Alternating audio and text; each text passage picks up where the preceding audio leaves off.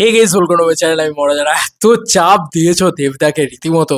ভাই আমি ইন্টারভিউটা দেখলাম, দাদা অ্যাডভেঞ্চার ছবি করছে, খাদান টু নিয়ে এত চাপ দিয়েছো মানুষটাকে যে মানুষটা বলতে বাধ্য হয়েছে ভাই এই বছরই খাদান টু নিয়ে আসছি।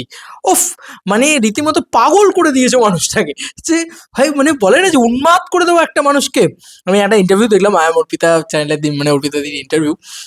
খুব সুন্দর একটা বাইট সেশন আর কি দেবদার। সেখানে দেবদার নানান 14 মিনিটের পুরো ফুটেজটা আছে।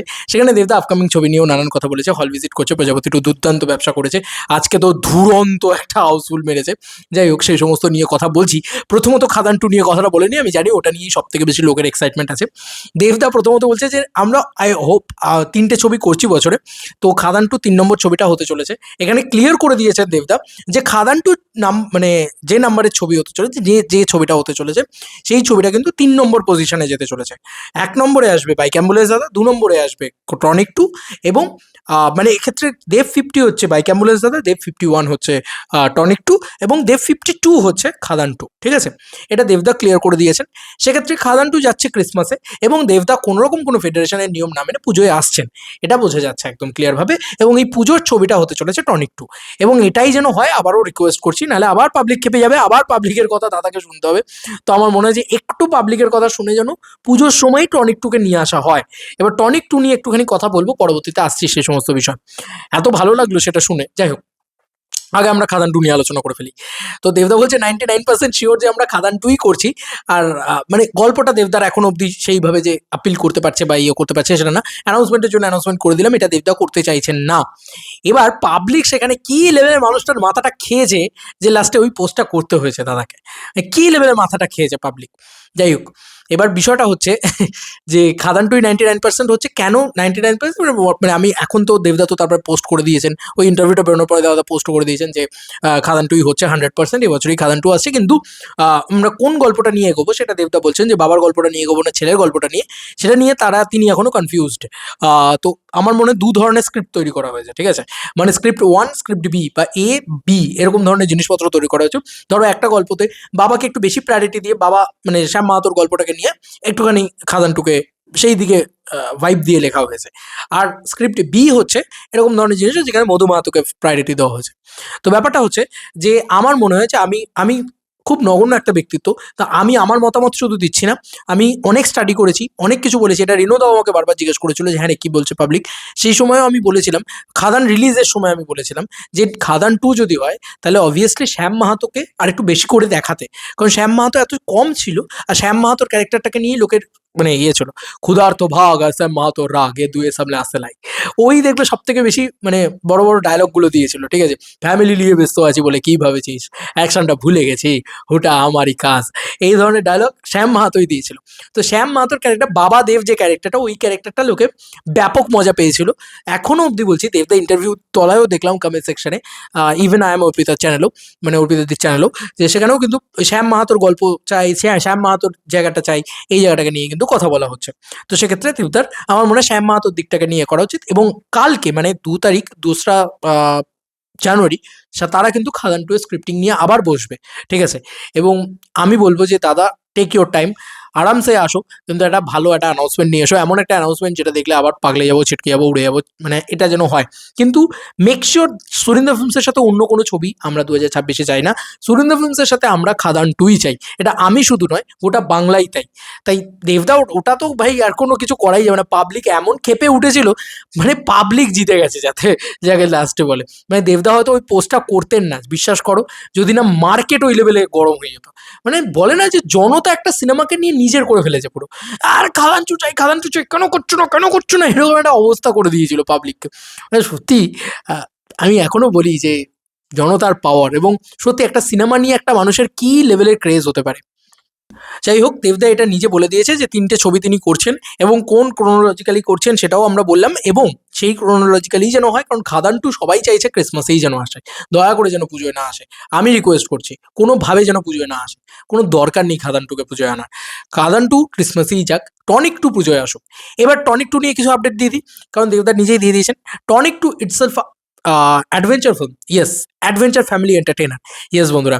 এবং এটাই কিন্তু সাউথ আফ্রিকাতে শুট হতে চলেছে। দেবদা ইন্টারভিউতে বলেছিল, এই ইন্টারভিউতে বলেনি, আগের একটা ইন্টারভিউতে বলেছিল, মনে করে দেখো। দেবদার নেক্সট ফিল্ম এটা অ্যাডভেঞ্চার ফিল্ম হতে চলেছে, দেবদা নিজেই বলে দিয়েছে এটা। এবং কোন দেশে শুট করবে, এবং এটাও বলেছে টনিক নিয়ে যারা বলছিল যে টনিক ছবিটা দেখবে অনেক বেশি রক ক্লাইম্বিং ইত্যাদি এগুলো রয়েছে, তো ওই জোনটাতে ফিরিয়ে, মানে ওই আবারও বলছি যে ইট ইজ নট আ মানে এটাকে বলে স্পিরিচুয়াল সিকুয়েল। যেরকম ধরো বারবার বলছি Paglu Paglu two, challenge two, ওই থিমেটিক্যাল সিমিলারেন্স থাকে একটা ওই জোনটার ভিতরে, বাট গল্পগুলো আলাদা হয়, নতুন গল্প হয়। তো সেক্ষেত্রে এটাও একটা নতুন গল্প, পরাণ বন্দ্যোপাধ্যায় এবং দেবদার একটা দারুণ গল্প, এবং এবার কিন্তু তারা সাউথ আফ্রিকায় যাবে সম্ভবত, এবং এমন কিছু দেখানো হবে বাংলায় কাইন্ড অফ চাঁদের পাহাড়ের মতন, যেটা হয়তো প্রত্যেকটা জেনারেশনকে আপিল করবে, ঠিক আছে। এবং দেবদা বলেছে যে আমরা শুটিংই শুরু করবো না যদি না টনিকের থেকে 100 গুণ ছবিটাকে বড় করতে না পারি। তো এটা দেবদা নিজেই বলেছে, ওই ইন্টারভিউতেই বলেছে। তো কোথাও গিয়ে যারা টনিক টু নিয়ে যারা হতাশ হচ্ছিলে যে হ্যাঁ ভাই এ তো আবার সেই ফ্যামিলি ড্রামা কম বাজেটে, ভাই সেরকম কিছু নয়, সেরকম কিছু নয়। আমি বারবার বলছি, লন্ডনে গিয়েছে যখন দেবদা, এবার দেবদা আফ্রিকায় যেতে চলেছে, সাউথ আফ্রিকায়, এবং সেটার একটা বিরাট বড় স্কেল আপ করতে চলেছে। হয়তো হয়তো মেবি আমরা একটা বিরাট বড় স্কেল আপ দেখতে পাবো, এবং সেটা দারুণ লাগবে। আই হোপ আমরা প্রচণ্ড এন্টারটেনমেন্ট পাবো, প্রচণ্ড আনন্দ পাবো। এবং এই স্ক্রিপ্টটা, টনিকের এই স্ক্রিপ্টটা, টনিক টু আর কি, সেটা কিন্তু তারা ইয়েতে মানে লন্ডনে গিয়েই তারা লক করে ফেলেছিল যে 2026-এ যদি আমরা আসি তাহলে এরকমভাবে আসবো।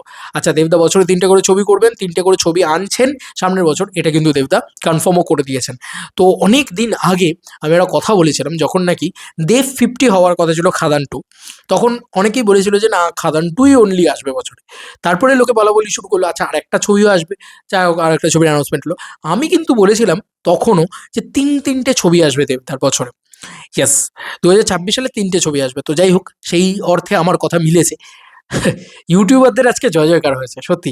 শিল্পেন্দু দা মানে প্রিন্স, মানে ওরও খাদান টু এর আপডেট মিলেছে, আর আজকে আমারও কথাও মিলেছে। হয়তো দেবদা আজকে অ্যানাউন্সমেন্ট করতো না যদি পাবলিক ওভাবে না খেপে যেত। যাই হোক, পাবলিকের জয় হয়েছে। দেবদাকে বলবো, রিকোয়েস্ট করবো যে দয়া করে তুমি শ্যাম মাহাতোর গল্পটাই নিয়ে এসো, এবং রিন্নদাকেও বলবো তুমি শ্যাম মাহাতোর অরিজিন স্টোরিটাকে শুরুর দিকটায় অনেকটা পোর্শনে রাখো, একটু শ্যাম মাহাতোকে বেশি করে দেখতে চাই। হেভি হেভি ডায়লগ, হেভি মাসি ডায়লগ, হেভি জিনিসপত্র দেখতে চাই। ডেফিনেটলি শেষের দিকটাতে মধু মাহাতোকেও দেখতে চাই, এবং কোয়েল মল্লিককে তো ডেফিনেটলি দেখতে চাই, ডেফিনেটলি দেখতে চাই। এবার সবাই লিখতে শুরু করেছে কোয়েল মল্লিককে কি দেখতে পাবো, কোয়েল মল্লিককে, আরে ভাই হচ্ছে তো খাদান টু, দাঁড়া ভাই সব দেখতে পাবি, সব হবে, আমার তো তাই মনে হয়। আমি বারবার বলছি ম্যানিফেস্টের একটা বড় জোর আছে জানো তো। তুমি যদি উপরওয়ালার কাছে কিছু চাও, এবং সেটা যদি সচ্চে দিল সে চাও, এবং এক নাগারে যদি সেটাই চেয়ে যাও, তাহলে সেটা হবেই। আজকে দেবদাও বাধ্য হয়েছেন খাদান টু অ্যানাউন্সমেন্ট দিতে, যে শান্ত হও বন্ধুরা, আমরা আনছি খাদান টু। মানে বাধ্য হয়েছে মানুষরা, যে ভাই বলতে বাধ্য হয়েছে যে গোটা বাংলা রীতিমতো আগুন জ্বলে উঠেছে যে একটা খাদান টুর জন্য। তো এইটাকে বলে একটা সিনেমার জন্য পাগলামি, এইটাকে বলে একটা সিনেমার জন্য উন্মাদনা, ঠিক আছে। এবং অবভিয়াসলি আমি টনিক টু নিয়ে আরও অনেক বেশি এক্সাইটেড হয়ে গেলাম, কারণ ভাই সাউথ আফ্রিকাতে যদি শ্যুট করবে, একটা অ্যাডভেঞ্চার ছবি করছে দাদা, আফটার অনেক বছর বাদে দাদা একটা অ্যাডভেঞ্চার। টনিক ফার্স্ট পার্টটা কাইন্ড অফ অ্যাডভেঞ্চার ছবি, অবভিয়াসলি খুব ভাইব রয়েছে, একটা বেশ ঘোরা বেড়ানোর ব্যাপার রয়েছে, বাট ওই জোনের না, চাঁদের পাহাড় জোনে এবার অ্যাডভেঞ্চার ছবি, কারণ এবার স্কেলটা এত বেশি বড় হয়ে যাচ্ছে যে অনেকদিন বাদে দাদা আবার ওই চাঁদের পাহাড় জোনটাতে কাইন্ড অফ ঢুকতে চলেছে বলা মনে হচ্ছে, বেশভাবে সেটা মনে হচ্ছে। এবং ওই হয় না যে একটা ফ্যামিলি ড্রামা আর চাঁদের পাহাড় জোনের একটা অ্যাডভেঞ্চার ছবির যে একটা ককটেল, সেটা দারুণ লাগবে দেখতে, আই হোপ। এবং এটা দুর্গাপূজা এলে ভাই, এটা দুর্গাপূজা এলে আবার একটা বিরাট বড় ক্রেজি জিনিসপত্র হবে। আমি চাই এই ছবিটা যেন প্লিজ দুর্গাপূজায় আসে, প্লিজ, কোনোভাবে যেন ক্রিসমাসে না যায়, এটা হচ্ছে পরিষ্কার কথা। তাতে যদি রুল ব্রেক করতে হয় ভাঙো রুল, তাতে যা খুশি করতে হয় যাই করো, প্লিজ দয়া করে ক্রিসমাসে যেও না এই ছবিটাকে নিয়ে। Christmas only for Khadaan two. আবার বলছি, পাবলিক নাহলে আবার খেপে যাবে, এই হচ্ছে ব্যাপার। যাই হোক, এই ছিল এখনকার মতো ভিডিও। তোমাদের কার কি মতামত এন্টার ভিডিওটাকে নিয়ে চলে কমেন্ট সেকশনে। চলো বন্ধুরা, নতুন কোনো ভিডিওতে দেখা হবে। ব্যাপারে জমে গেছে বস, 1 জানুয়ারি জমে গেছে, জাস্ট দেবদাস জমিয়ে দিয়েছে। আর ওদিকে প্রজাপতি টু কি লেভেলে খেলা দেখাচ্ছে, কাল সকালবেলা না হয় কথা বলবো, ভাই উড়িয়ে দিয়েছে, সব জায়গায় হাউসফুল মেরেছে আজকে ভাই। ব্রহ্মা বিষ্ণু মহেশ্বর টলিউডের উড়িয়ে দিয়েছে পুরো। চলো বন্ধুরা, নতুন কোনো ভিডিওতে দেখা হবে।